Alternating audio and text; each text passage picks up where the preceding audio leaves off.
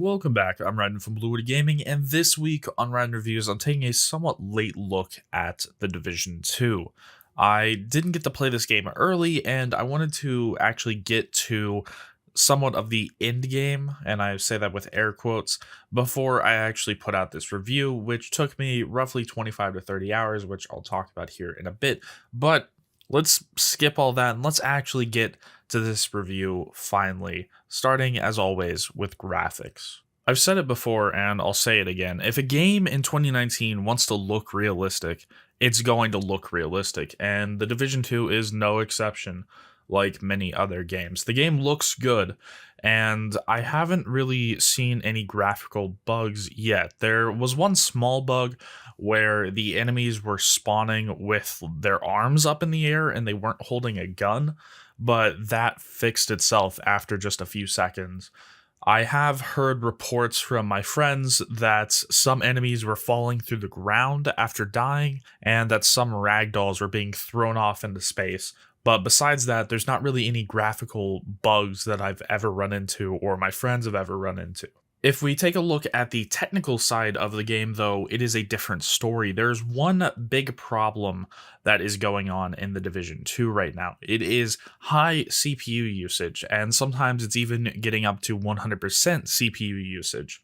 Currently, the only known fix is to go into the Windows settings and turn the process priority of The Division 2 down so that other systems can have their CPU usage where they need to be, and it kind of takes it away from The Division 2. But if you leave it like normal, it won't affect The Division 2 when you're playing it. But if you say try to stream it or record it, as you might see here, you will end up getting stuttering, and people trying to stream this game have been having incredibly bad stuttering issues. The worst part is that Ubisoft has not acknowledged any of the community uproar that has come from this bug, leading some to speculate that this was done deliberately. That doesn't make much sense to me, though, because this game is actually getting very good reviews across the board, so it makes little sense why they would intentionally not want people to stream or record the game. Personally, though, I think that there's a much simpler explanation. I think that they either don't know what's causing it, or they can't fix what's causing it, which is leading them to be silent about it.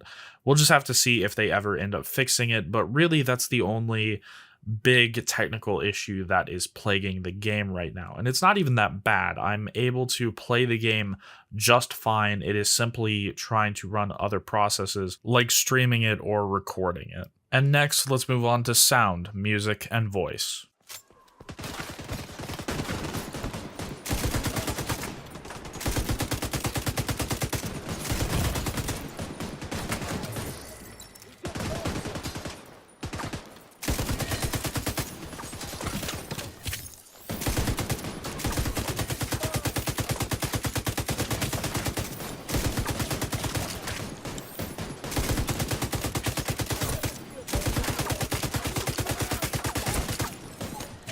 There's not really much to say about the sound effects found here. They are all really good, and none of them really feel out of place, except for one very specific sound effect, and that is a voice line said when an enemy is dying. I've heard the same, like, mumble death sound effect a good 20 plus times, and I've heard it so often that I actually look for it every time I kill an enemy, and it's there more often than I would like it to be. But that's really the only sound effect that I can hear that's out of place. As for the weapons, they all sound really beefy, even the very weak ones, and they have this nice change in audio when you go from outside to inside, which is just a nice little thing to hear. Next, let's move on to the voice acting in the game, of which it's all very, very good, except for one very specific character.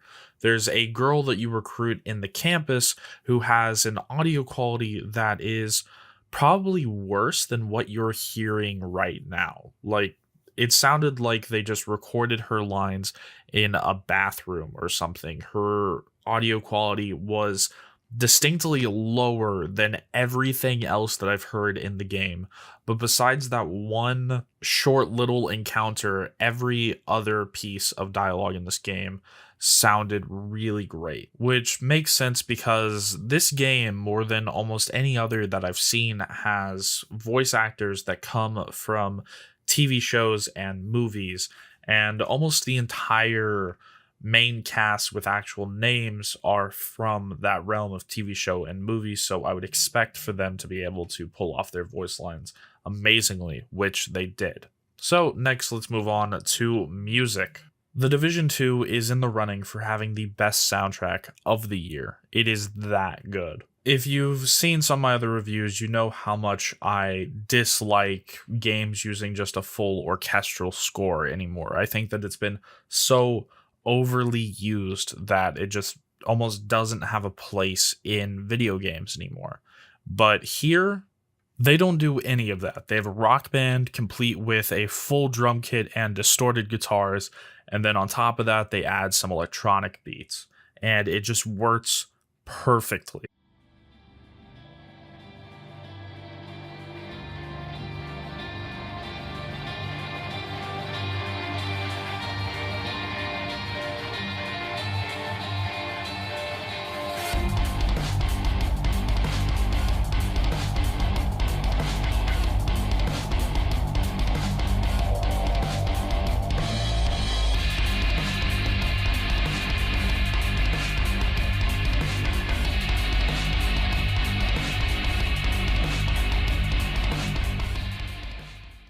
And so far, as of the time of releasing this video, this is one of only two soundtracks this year that I've bought from games, the other one being Ace Combat 7's. I think that I've gotten my point across about how good the soundtrack in the game is, so let's move on to the next category, which is story. Now, don't worry, there won't be any spoilers. Basically, you play as a Division agent 7 months after the outbreak, so time has gone by, people have started to recover, and the world is starting to rebuild. This time, instead of being in New York like in the first game, you are in DC, and you are helping to rebuild the DC area and kind of rebuild the government from DC and the White House, which is your new base of operations.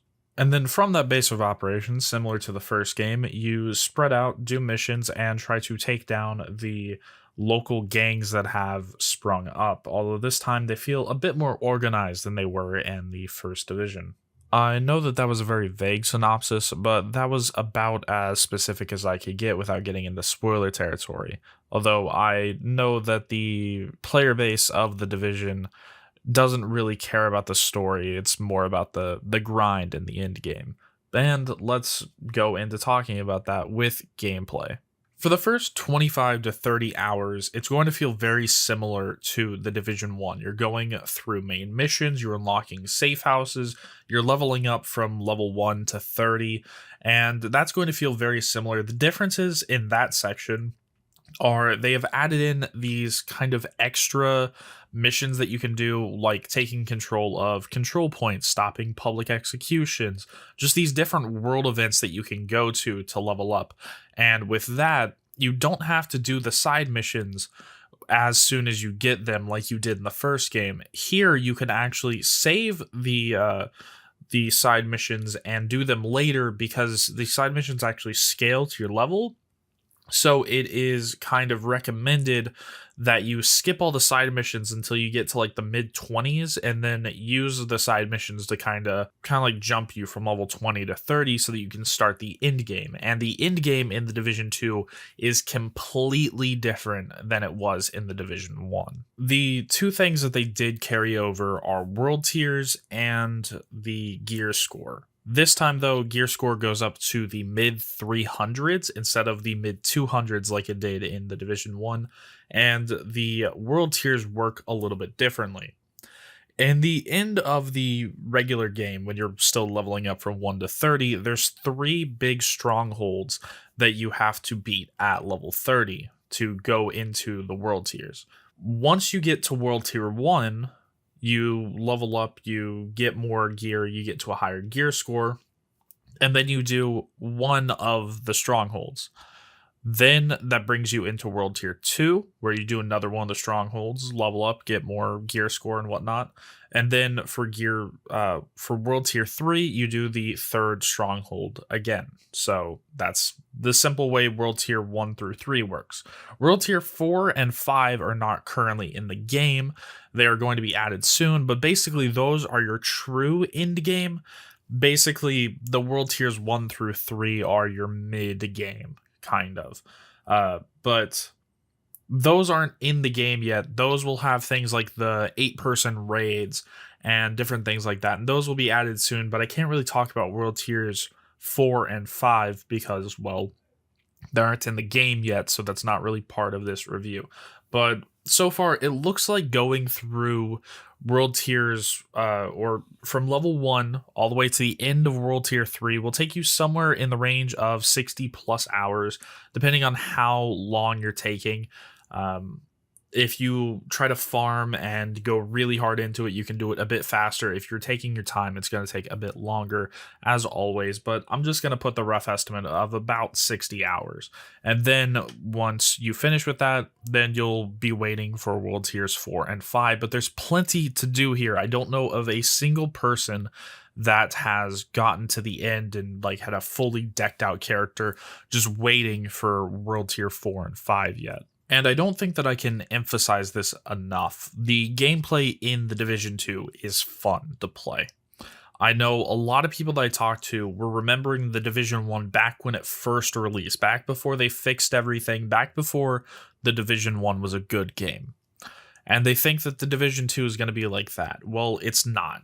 Ubisoft learned from their mistakes in the first Division, and they have made The Division 2 better than The Division 1 was when they finally stopped updating it. The Division 1 was amazing when they finally added in some of the stuff a year and a half after launch. Here, starting out of the gate, The Division 2 is really good, and I think that it's just going to get better because Ubisoft has shown in their track record that they will stay with their games no matter if they're good like The Division 2 or if they're bad with something like For Honor. So I definitely think that this is going to be a great time. And let's move on to my final thoughts because I'm kind of already almost there. Like, you've heard what I have to say about it. So let's just get these final thoughts out of the way and let's give this game a score. Well, you've heard me for the last 12 minutes. I love The Division 2. I've been playing it almost every day since its release.